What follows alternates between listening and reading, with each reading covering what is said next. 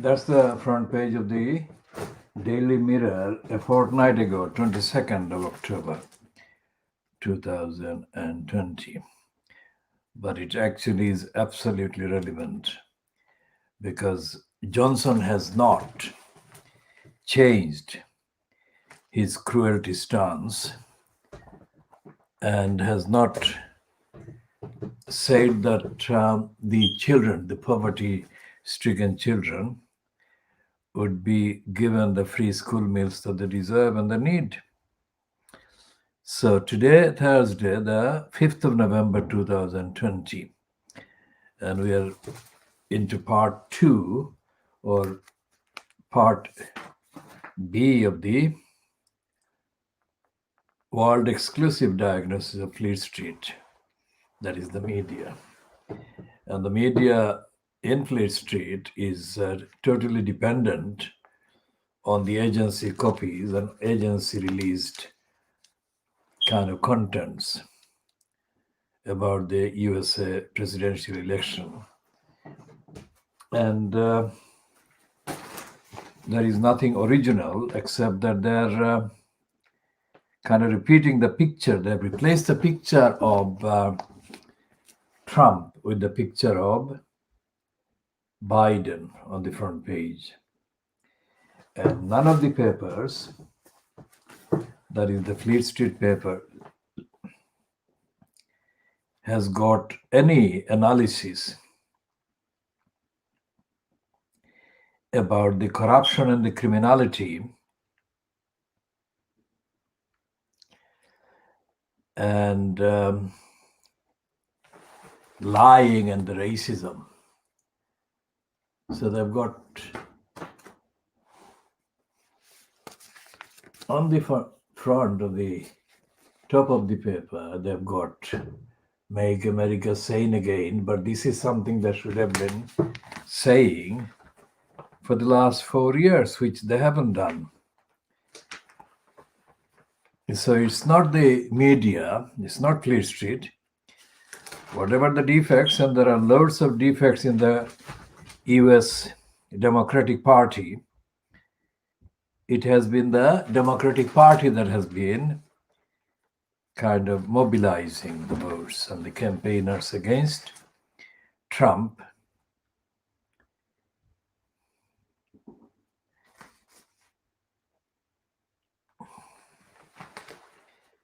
And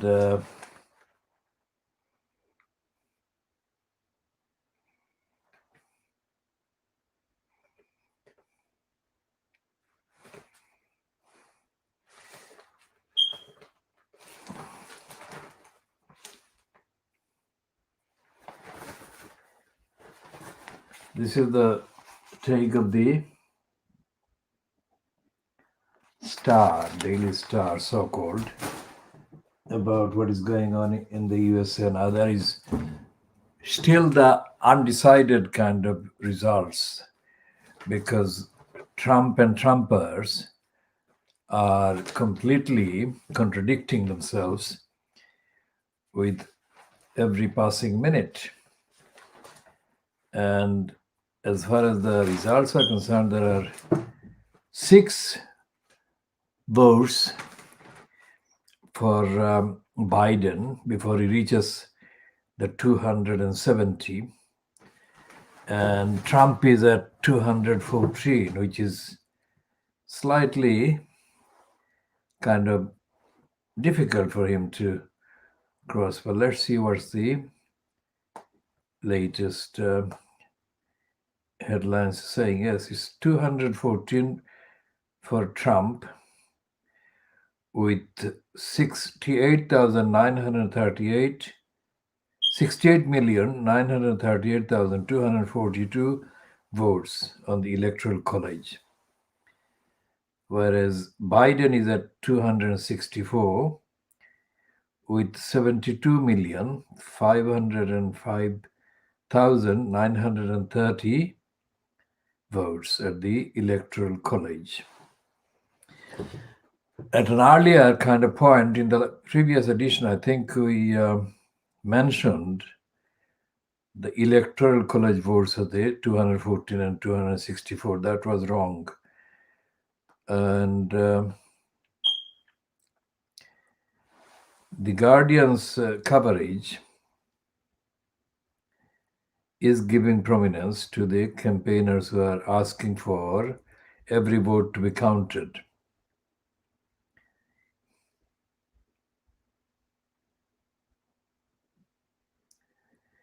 And there are 47,277 ballots left to be counted in Georgia, according to Secretary of State Brad Raffensperger.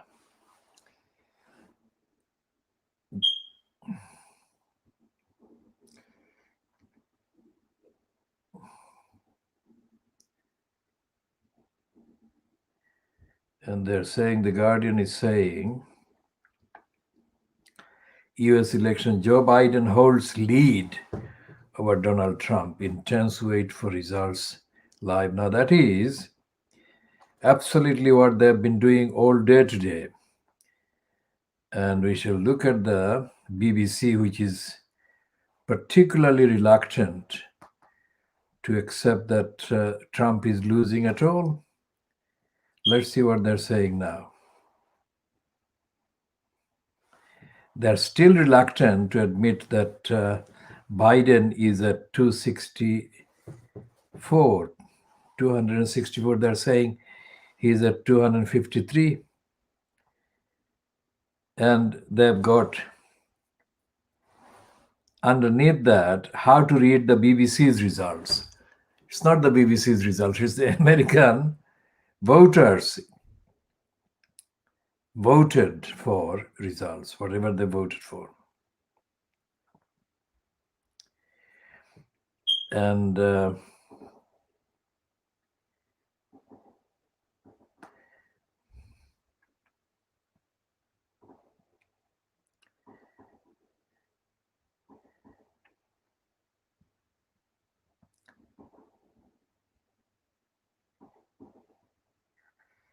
saying that Trump has raised millions of dollars to conduct election litigation. And it seems that the election or democracy has been suspended by the Republicans. They don't accept the vote. They want the Supreme Court to decide the occupancy of the White House. That is end of democracy, end of America as we have known it. So there is nothing really new in either the BBC's reluctance to accept that Biden is as far ahead as he is. And that is what the BBC has been doing for the 2 days now. And even at this stage, which is just 13 minutes to 9 GMT in the evening, on Thursday, the 5th of November 2020, the BBC is still refusing to admit that Joe Biden has got 264 votes to Trump's 214. And the Sun is now running this story, which is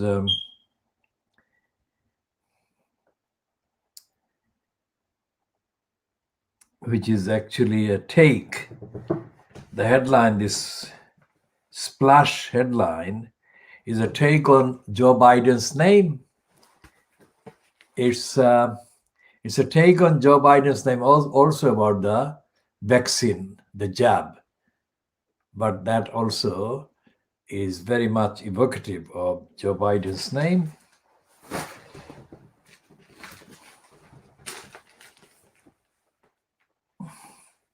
And the Guardian is running the piece about Biden saying, no one will take away our democracy. That's Joe Biden. And the Financial Times which costs £2.90 in the UK. Worth saying that because it's several times more the price of the cover price of the Scum and the Mirror and the Daily Star and the Express and the Mail. Now, is it worth it? Does it contain the substance? It, of course, doesn't.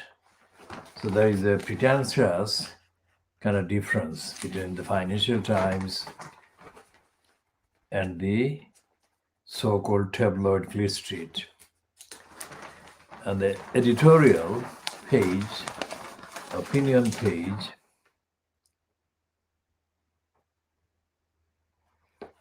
now this is a piece by an extreme right-winger, a kind of Indian right-winger, but who has been given over-the-top kind of platforms on the mainstream on the BBC as well as on the Times and now the Financial Times. Is Janan Ganesh. His headline is "Liberals should worry about the lack of a landslide." Now that is stupid on every kind of level. He's ignoring the fact that they are almost about to oust Trump from the White House. And he's talking about the lack of a landslide. And there is a kind of letter, the top letter on the Financial Times is about ministers being urged not to tear down England's planning regime. Now that is also misleading and half true. Because there is no real planning regime in England. There is a pretension. There is a pretension there is a planning regime. What they're suggesting is that there is accountability. And they've got a political sketch about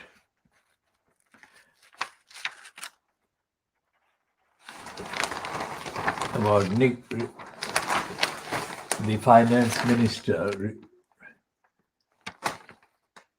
Rishi Sunak, being the target of the Labour Party, who are preparing to paint him as the Grim Reaper.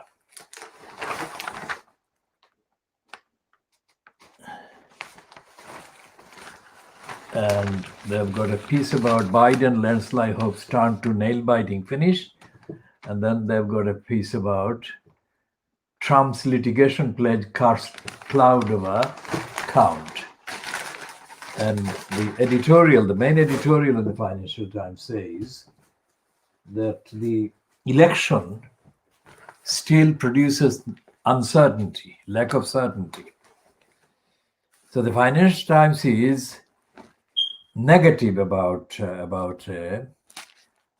democratic victory in the election, presidential election.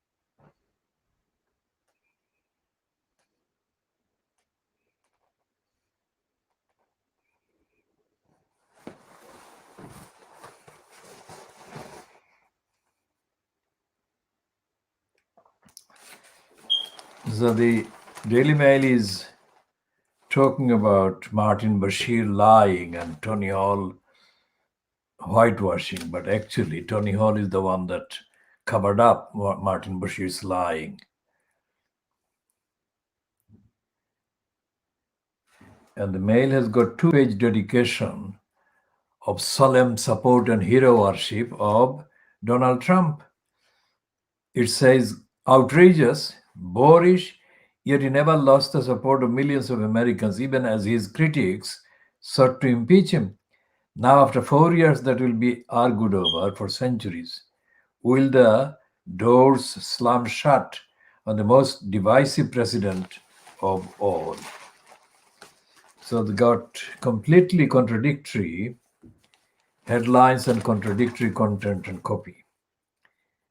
And of course, the biggest picture in this 2-page spread is that of Stormy Daniels.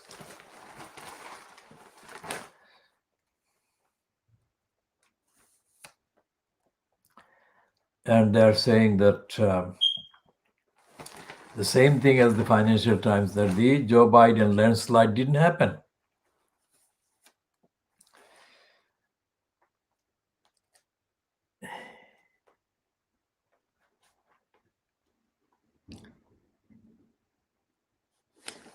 And they're talking about the Joe Biden family tragedies.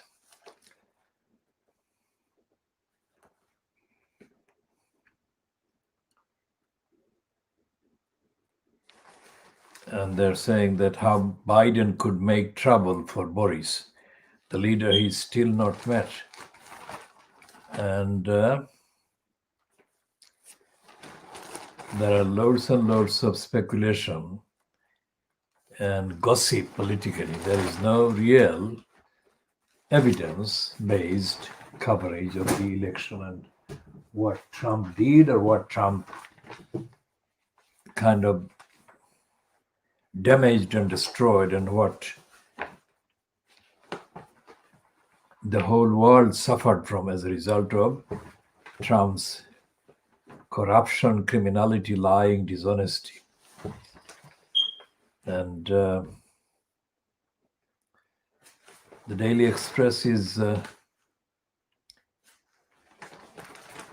running a headline saying that Matthew Hancock is saying, save the NHS for all of us. That is a very rare kind of attribution for anyone to give to a conservative. For 70 years, they have been trying to destroy the NHS. And that is the front page splash by the Express, which is completely misleading, false, untrue.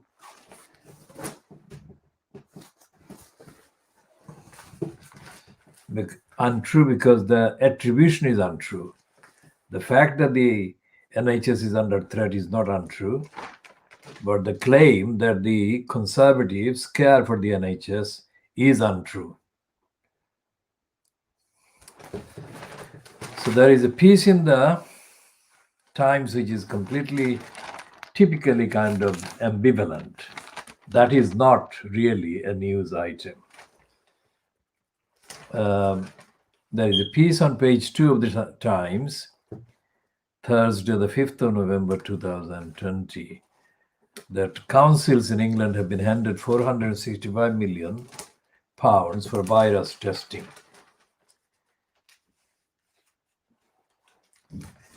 And they say, this is the one that is more like a reality-related kind of headline, that various lawsuits could keep the results unannounced and unknown for indefinite length of time.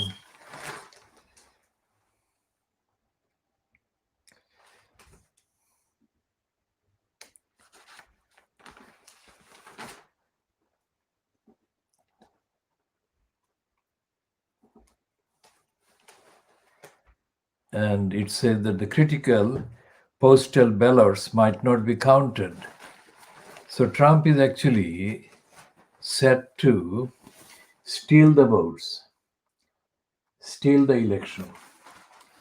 And the Times is doing the same thing as the BBC. It is giving Joe Biden 253 and Donald Trump 214, whereas the Guardian is giving Joe Biden 264 and Donald Trump 214.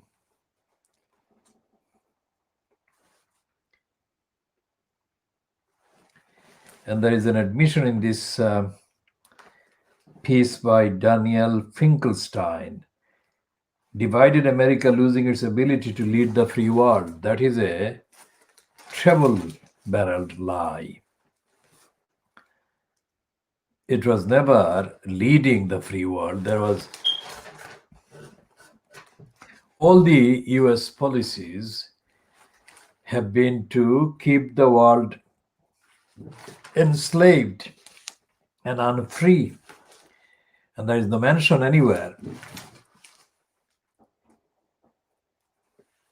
There is no mention anywhere of the way that the US military industrial complex has been running the multi-trillion-dollar war business, war trade across the world, across the continents in Africa and Asia. And there is a kind of other side of the headline about the BBC lying to Charles Spencer, Diana's brother, about Martin Bashir. And they're saying, what they should be saying is that the BBC covered up the lies of Martin Bashir. And they're saying here in the headline, the BBC hailed Bashir for his integrity. That is the cover-up. Now, when Michael Jackson was trapped by Martin Bashir, I think there was hardly any sympathy for Michael Jackson in the UK. But with Charles Spencer now reigniting, reviving the demand and the call for a full investigation as to the BBC's lying for Martin Bashir and Bashir's forgery of bank records, which he produced to Charles Spencer in order to persuade Charles Spencer to persuade his sister to agree to be kind of interviewed by Bashir under false pretenses. That interview was quite fatal. She should never have been lured or hoodwinked into giving that interview. And it turned out to be a defining disaster of an interview. And Bashir, therefore, created a kind of image for himself as the big interview person. And he conned Michael Jackson, and he conned the BBC and conned the license fee payers en masse into being allowed to become the religious editor of the BBC. A convinced liar like Martin Bashir should never be allowed anywhere near a post called religious editor. So we have there the Fleet Street papers of Thursday, so-called papers that are supposed to have been running the definitive result of the US presidential election in the main, although there have been both Senate and Congress elections. But the essential kind of brainwashed focus has been and remains on the presidential bit. And the BBC is really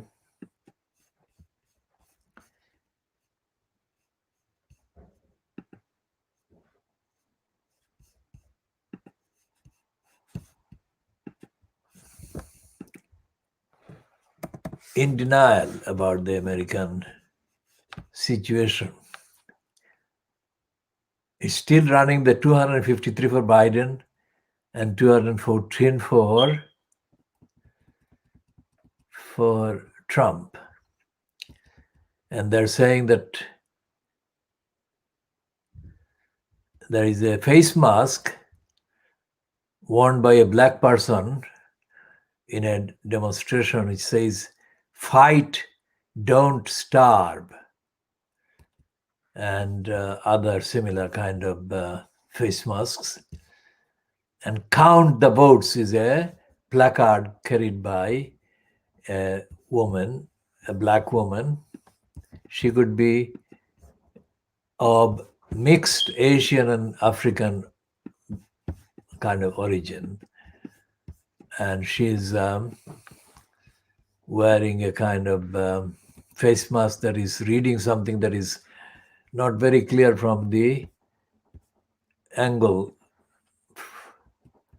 it is printed from here. And so the Guardian is the only one that is admitting that Biden has got within 6 votes of the required 270.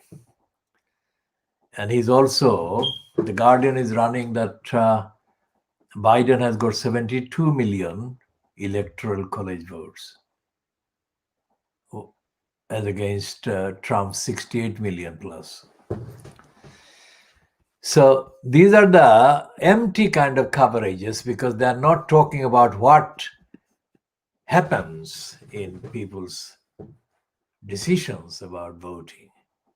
They're not giving any reports, just like their coverage of the pandemic has been completely empty, full of long headlines, many pages long and many pages covered by headlines that are complete diversions from the actual physical impact and physical kind of dynamics and process of this virus. Not in the UK, not in England, not in Scotland, not in Ireland, not in France, not in Germany, not in the rest of the world. So when we say that this is world exclusive diagnosis of Fleet Street, that is what we mean. We are not hoodwinked into believing that only because they've got long headlines, big headlines, they are covering either the facts of the elections in the USA or the facts of the pandemic, either in the UK or in the rest of the world. So what we said before is that the media, the newspapers, and the likes of the Fleet Street are obsolete. They are not giving the information, they're not giving the facts to the public, to the readers. And that is a disservice, that's a denial of the real function, the duty of the papers and the press and the media. As we have said, the BBC is completely remains in denial. And the BBC is at one with the Murdoch Times, which is running 253, 43 is it? It's 243 votes or 53 votes. Let's see what they're doing again. So we shall be, yes, they're giving Biden 253 and to Trump 214.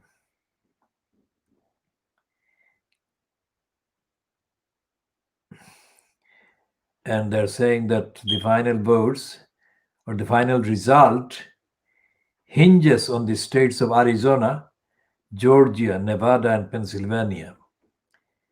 Now, other outlets, not the BBC, have already said that Joe Biden is ahead in some of those states. Joe Biden has a slender lead in Nevada and Arizona. This is one, and is chipping away at Trump's advantage in Georgia and Pennsylvania. So, all 4 of the remaining states, Joe Biden is doing better than Trump would want him to have been doing. And whatever the actual numbers he's getting in those places, they are damaging Trump.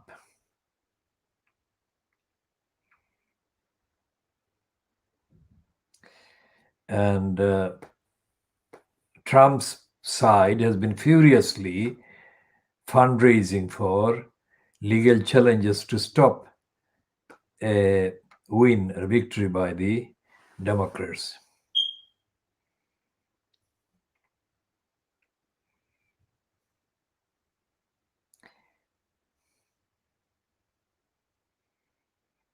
And Trump's target is the votes and the very democratic process, the counting.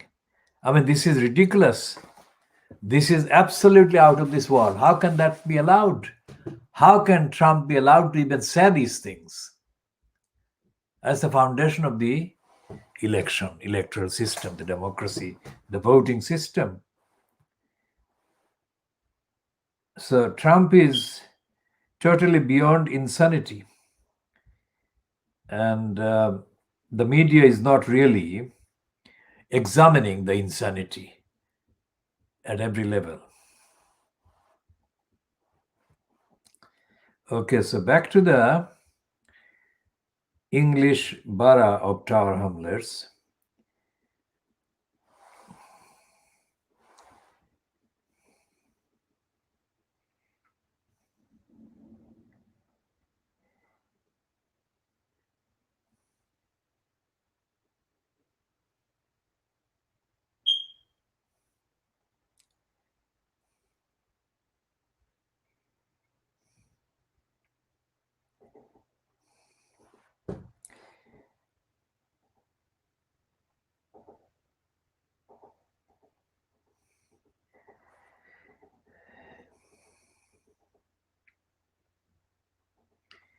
And the lies that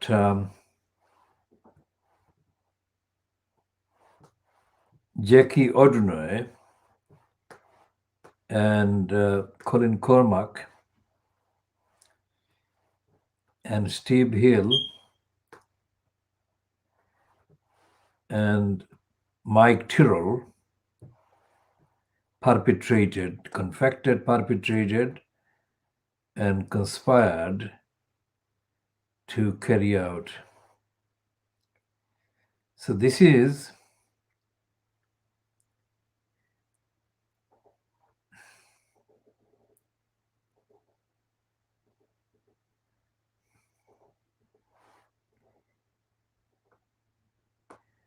my reply to Nicole Layton after she sent me the email at 1 minute past 3 on Thursday, the 4th of July, 2013.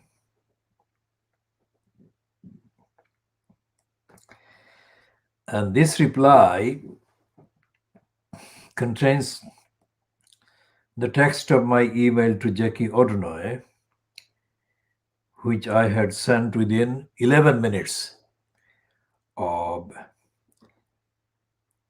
Nicole Clayton's email of 1 minute past 3 o'clock.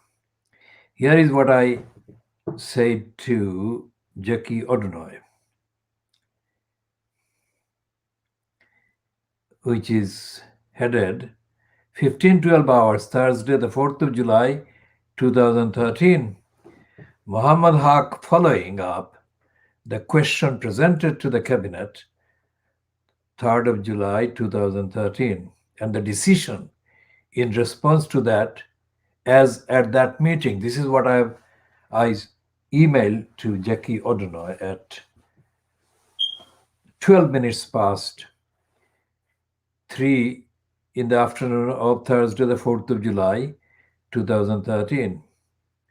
Dear Miss O'Donoghue, I have below summarized the evidential and democratic context so that you are better informed of my overall outlook and expectations.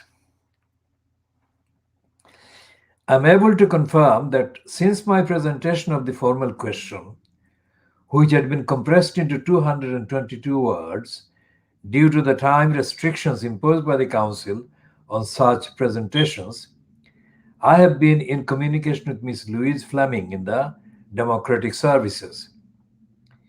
My understanding is that she has passed on to you the contact details to get in touch with me. I'm sending you this and copying in all the involved post holders in the council to emphasize that that question was not a sudden event and that it had a solid evidential background of several decades behind it. So when are you going to be able to follow the statement that was made in your direction by the chairperson yesterday? The chairperson being Lutfur Rahman, who asked her to meet me and deal with my question in detail. I'm here referring to my conversation with you earlier this year, and that too had references to Colin Cormack, who is named as the council staff concerned with the documents that my question yesterday addressed. I'm also referring here to the tenants and residents of one estate in Tower Hamlets, whom I've been helping with their democratic and representational needs in the context of the council's transfer of housing stock over 10 years or so previously.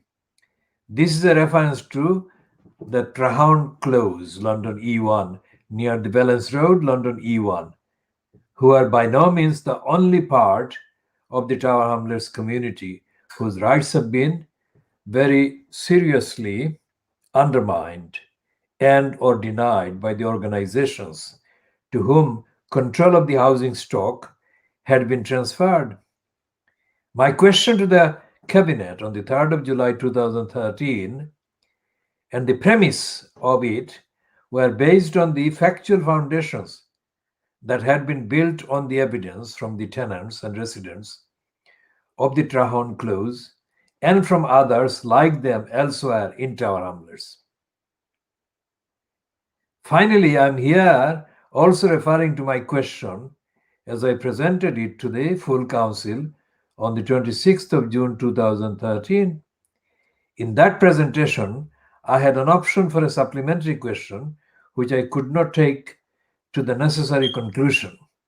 That was because the meeting was suspended for a few minutes over the filming of the proceedings when I was still on my feet and had just begun the process to ask Rabina Khan a question over her repeating an answer that I had neither sought nor could accept as addressing my question as it was put to the council on the 26th of June 2013. And what I'm referring to there because there are several things in there I'm referring to, and the need factual updated kind of clarification. The filming of the proceedings when I was in the middle of presenting my question to the council, full council, the filming referred to was the filming on the mobile being done by a man called John White. And John White lived in a council building on the highway near the Shadwell DLR station. And John White has been involved as a tenant in various meetings and things. But when I filmed him during the suspension of that meeting by then council meeting chair Leslie Pavitt, John White expressed an opinion about me and my knowledge that showed that he didn't know Tower Hamlets, and he most certainly didn't know the campaigns that went on outside of his little flat or little kind of contacts with the minority. And John White is a supporter of the status quo because he stupidly asked me, which I didn't contest because that would be taking too long a time. So he asked me if I knew, or he suggested that I probably didn't know about the application of the Freedom of Information Act.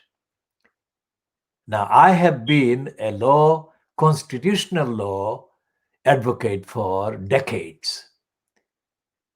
And knowledge about Tower Hamlets Council or local councils is only a very small part of the wider, complicated sets of events and kind of statutes and complexities of the law that I had been actively and successfully and effectively aware of. So that showed John White's racist underestimation of me, because he never had spoken to me and he had never had any communications with me. So he must have concluded that I was, being a person of Asian background, less informed and aware than he himself was. He never was, he never could be. But he did that, and I kept the stupid question unedited in the version of the clip that I actually posted online very shortly after that particular incident. And the reason I'm including this is part of the update, because this is the time to update on the idiocy that was inherent in his comment to me about my knowledge, and also his persistent praise or praising of Rabina Khan. My question was not about Rabina Khan. The question that was interrupted by Leslie Pavitt in order to stop John White filming the event. The question was to the Tower Hamlets Council about the transfer of council housing stock to the gangs of criminals called Popla Harka and the Tower Hamlets Community Housing. And that question was interrupted by John White, although he may not have intended to interrupt that question, because he could not have anticipated, I'm assuming, Leslie Pavitt suspending the meeting and thus stopping him filming. And also, John White idiotically says, idiotically but with a craftiness in his words, he says that his filming was triggered by my subject. The idiot never could produce another person presenting the question to this council in the last 50 years. So it was not just my subject. It was the contents of my question, which he must have read in the agenda papers. So John White stupidly making two stupid assertions about my kind of role. It was me, my question, my contents, my intervention that gave him the excuse to go there and talk about the council's housing stock transfer. But when it came to that, he hastened to praise Rabina Khan. There was no reason for him to praise Rabina Khan to me, because my question was not about her. But even if it was about her, my question would have been on the evidence that I had of her behavior, on the issues that I would have raised with her. So whatever her supplicatory behavior towards him might have been was not the point. It was her attitude to me and to other people in the Bangladeshi part of the population that mattered. So, when somebody like John White then featured as a regular kind of part of the list of commenters on Ted Juary's blog, he came across repeatedly and persistently as an idiot. In the context of the evidence that prevailed, neither he, John White, nor any of the other so-called critics of Lutfur Rahman, because that was the main theme that Ted Jury was kind of putting forward his blogs about. Lutfur Rahman in kind of incumbent mayor, elected mayor. So John White got it wrong, and a bunch of other convicted criminals and racists were the ones that dominated the list of commenters that Ted Jury allowed. There was not a single Bangladeshi that I knew that featured among those. The only one that ever was given any space that I knew was Shahid Ali, who was a supporter of Lutfur Rahman and as a councillor while Lutfur Rahman was in place. And Shahid Ali only ever got any space in Ted Jury's blog as a commenter when Shahid Ali behaved as an ethnic surrogate, overly praising things that had nothing to do with fighting racism. Remember that. And fighting injustice. And none of these commenters that Ted Jury published was talking about accountability, about democracy, about integrity, about transparency. And none of them was talking about how all these councillors were complicit in the creation of the additional shortage of council housing stock. None of them had opposed the transfer of housing stock to the crooks in the Tower Hamlets community housing or the crooks in the Popla Harka. And none of them opposed that even before they became councillors.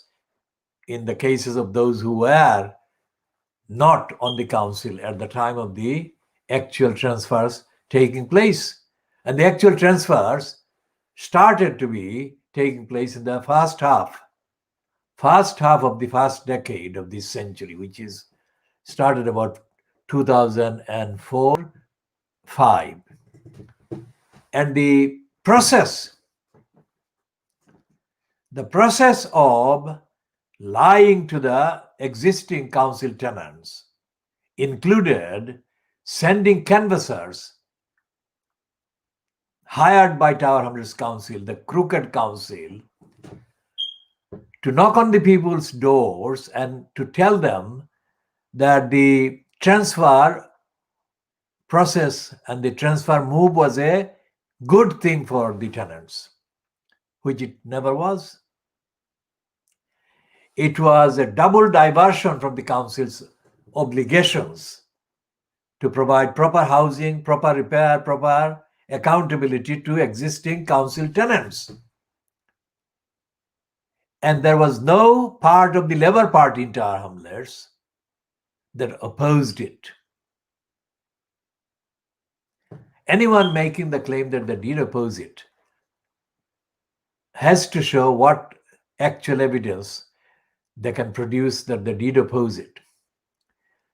Actual, substantial, substantive, significant evidence that they opposed it. So the claim that now that they opposed it is just as ridiculous and unreliable and untruthful as the claim some of them make that they oppose the elected mayor system. They didn't. They claim to be opposing the elected mayor system. But as it turned out later, not long after the kind of period before their kind of canvassing in 2010, the May referendum, which took place on the same date as the election for the local council. The pretense of opposing the mayor system was exposed as a sham, as a lie, when Abbas Uddin alias Halal turned out to be a candidate for the Labour Party nomination. And it was Abbasuddin Halal who controlled the so-called no campaign before the referendum. It was clear that Abbasuddin was lying on that one, misleading, especially to me, because I repeatedly asked him and he repeatedly assured me that the campaign was genuine, but it wasn't.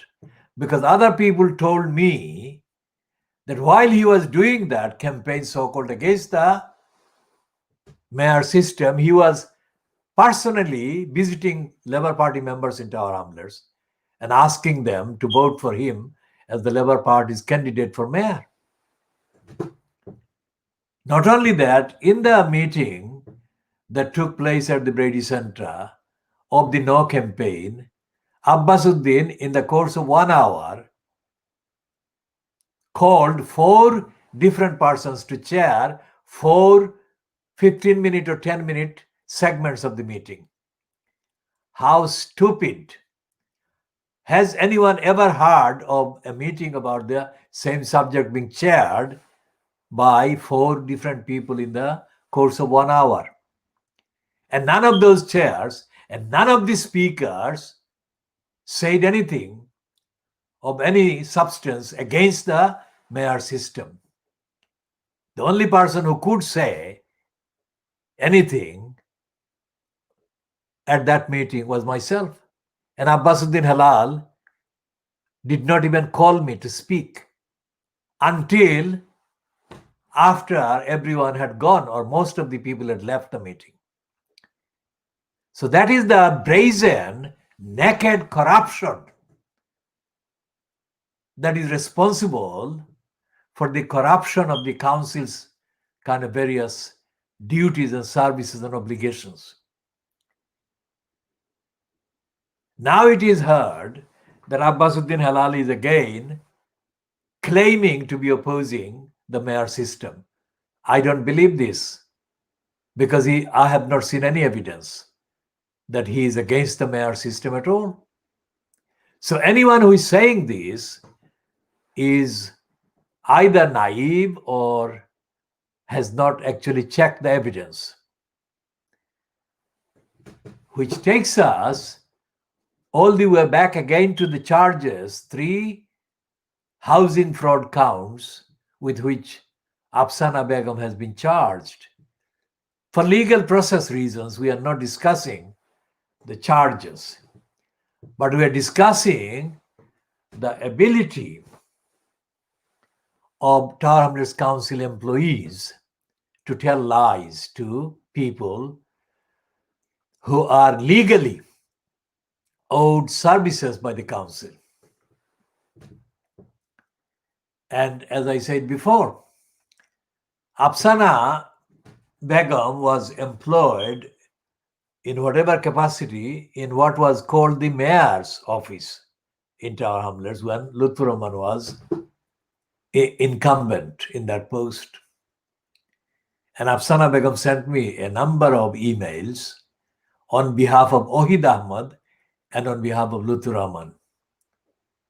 And those emails were full of lies. For a start, I never had contacted Afsana Begum. For a start, I never knew she existed. And as I said, I only became aware of her father and his identity only recently, about the time she got, quote, nominated as the Labour Party candidate for Poplar and Limehouse. This is a person that sent me untruthful, irresponsible packs of lies in the emails. And those lies could only have been confected, manufactured, invented, fabricated by Lutfur Rahman and Ohid Ahmad. And Ohid Ahmad himself sent me communications, including the statement that I should keep him out of it. That is outrageous, idiotic, insulting, lying. because he never said to my face that he would not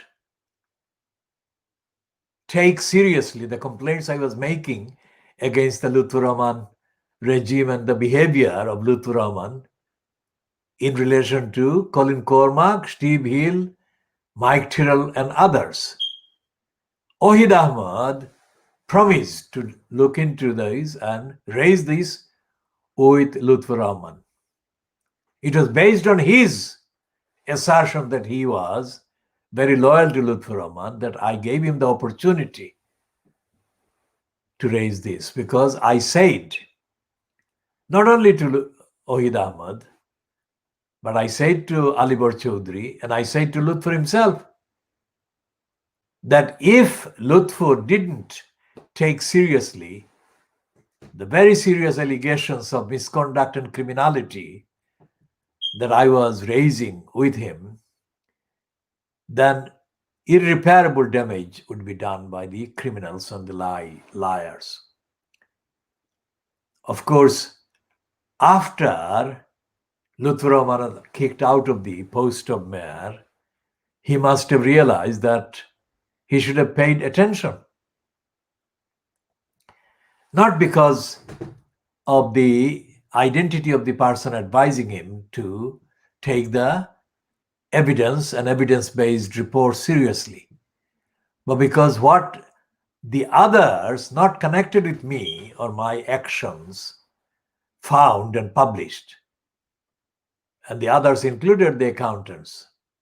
Although there is rivalry among various firms of accountancy firms, and there exists a rivalry between Pricewaterhouse and its rivals about the contract that was given to it to investigate Tower Hamlets Council and its abuses of the finance under Lutfur Rahman. There are certain common factual aspects that cannot be fabricated and invented. And I'm relying on those aspects of the Pricewaterhouse audit, investigation into Lutfur Rahman's abuse of funds. And what Lutfur Rahman did has, of course, been kind of echoed on the floor of the House of Commons on the 4th of November 2014. Now, this is the 5th of November 2020, so it's 6 years ago. 6 years and a day ago, Eric Pickles stood up on the floor of the House of Commons and denounced Lutfur Rahman. And the denunciation was based on evidence that Patrick Winter in The Guardian reported the day after, included spending large amount of council money, giving those kind of groups as grants that included groups that didn't even apply for it or didn't meet the requirements, basic requirements that must have been met according to the standard procedures followed by councils, no matter how corrupt the councils otherwise are. And Lutfur Rahman ignored, overrode and overlooked and ignored and avoided and didn't pay any attention to the various unnamed council employees. Most of them are unnamed there in the report, except one person who actually broke the identity kind of code, and she spoke to persons including within the reach of John Ware, who later broadcast the Panorama interview. The Panorama interview and the Pricewaterhouse report were the two main substantial items that were used by Eric Pickles in his kind of decision to denounce Lutfur Rahman as the abuser of the council money. And that kind of intervention by Eric Pickles included his sending the commissioners to the council led by former fire bridesman Ken Knight. Now, as I said before, Ken Knight was a liar, and that diagnosis of Ken Knight as a liar stands today, but it does not alter the fact that Ken the liar Knight would not have been anywhere near within millions of miles of being within Tower Hamlets Council had it not been for the fact that others had found evidence of Lutfer Rahman's abuse of the council. So that was happening in the House of Commons on the 4th of November 2014. Within 8 days or 9 days, there was a meeting at the Water Lily venue in the Mile End Road, which is walking distance, few minutes from Whitechapel Station. And that meeting was packed with apparent Lutfer Rahman supporters. It was almost all Bangladeshi people there. And the only other people that were present there were the racist kind of contingent of whites who neither respect the Bangladeshi community nor have any time for any democracy. They are the same type of criminals that Ken Livingstone, lying Livingstone, personifies, epitomizes. They are the racists who use these kind of ethnic-looking, ethnicity backgrounded people to show that they are making some revolutionary progress, these racist left liars. These are as corrupt as the non-kind of left racist liars. At the shebang that they held at the Water Lily Center, the main stars of the evening were George Galloway and Ken Lying Still Livingstone. That is continuing the Thomas Babington Macaulay psychosis and syndrome. These are two white men patronizing a room full of Bangladeshis, quote Muslims as well, and giving them inspiration for liberation.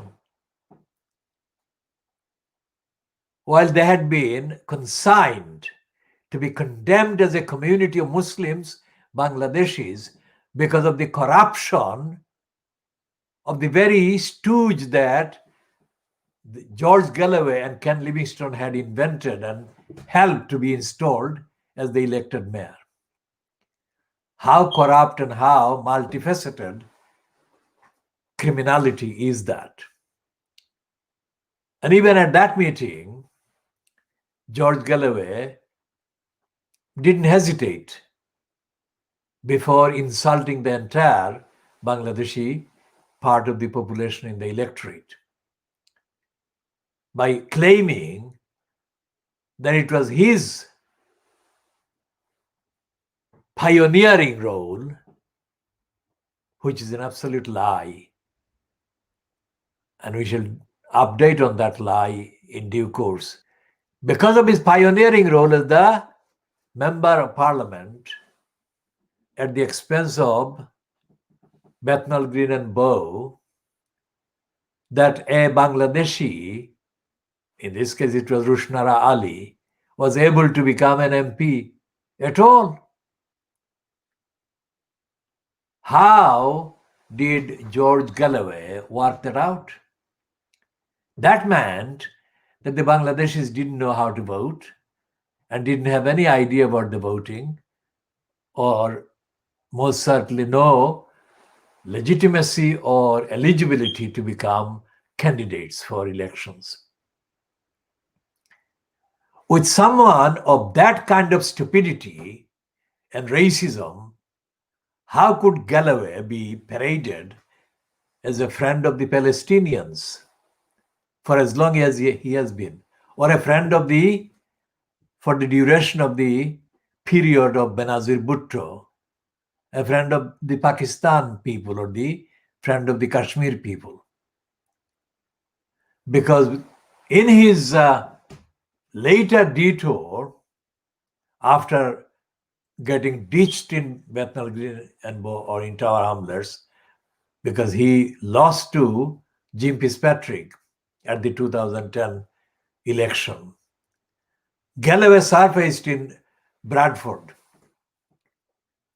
in the Bradford West constituency, and overused his Muslim and anti-racist kind of claimed persona. And the mainly Pakistani people voted for him in good faith. When it appeared that the next election, which is 2015 election, had a potential for a Muslim, Bradford born and brought up Muslim woman, standing to become the candidate for the Labour Party, Galloway did not waste any time before spreading a whole list of smears against that woman and defaming the entire Kashmiri population. And also claiming, according to the claim as published by Jemima Khan, that he was a Muslim. Now that was in 2015, now it is more than 5 years now, and Galloway as Muslim identity has suddenly vanished from the kind of conversation. In fact, he has become a dedicated kind of devotee of Nigel Farage, the anti-Muslim racist that Muslims would run a million miles away from. And here is Galloway begging, literally begging Farage to give him the endorsement in a number of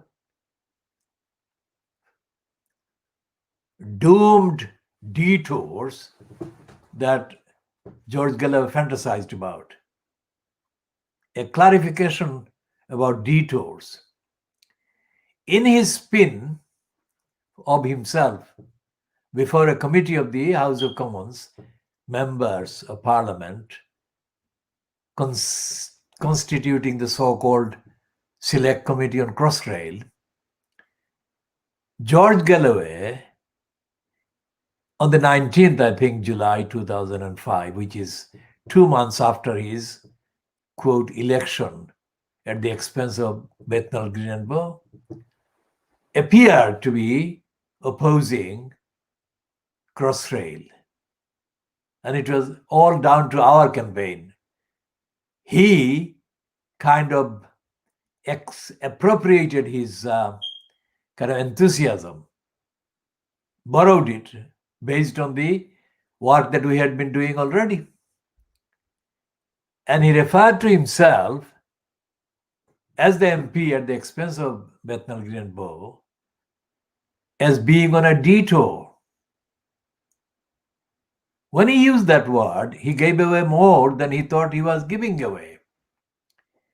He insulted the electors of Bethnal Green and Bow, and he showed his complete brazen lack of gratitude to the people, because in Scotland, he was rejected. That's why he sought desperately a sort of sanctuary, a spot to become an MP again. And he targeted the people in East London.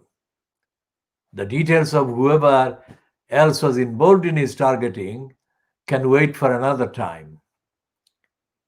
But the fact is that he was given in good faith the opportunity to represent the preferences of the constituents who had rejected Una King because of her racist denunciation of the electors. and she had supported the attackers, the enemies of the people of Palestine, which is what the electors in Bethnal Green and Bow sided with, based on the Palestinians' decades of tribulations and punishment and denials of human rights and so on. When Galloway got in May 2005, Galloway's record in the House of Commons for the 5 years until the election of the 2010, May 2010, did not substantiate any of the promises that he might have conveyed or given about supporting the people of Palestine or supporting the people of Tower Hamlets. The only organization that kept bringing Galloway back to some sort of reference to the defense of the community was our community, and it was my decision. But Galloway did not recognize my work, instead preferring to fantasize about a plural leaders of the Khudilar campaign. There never was a plural leaders of Khudilar campaign. But Galloway, in his racism and his racist refusal to recognize my work, gave himself away there, as did his other racist allies and aides and colluders who had been feeding off the Bangladeshi community in Tower Hamlets for most of the 5 years that he was in business as the MP at the expense of Tower Hamlets in the constituency of Bethnal Green and Bow.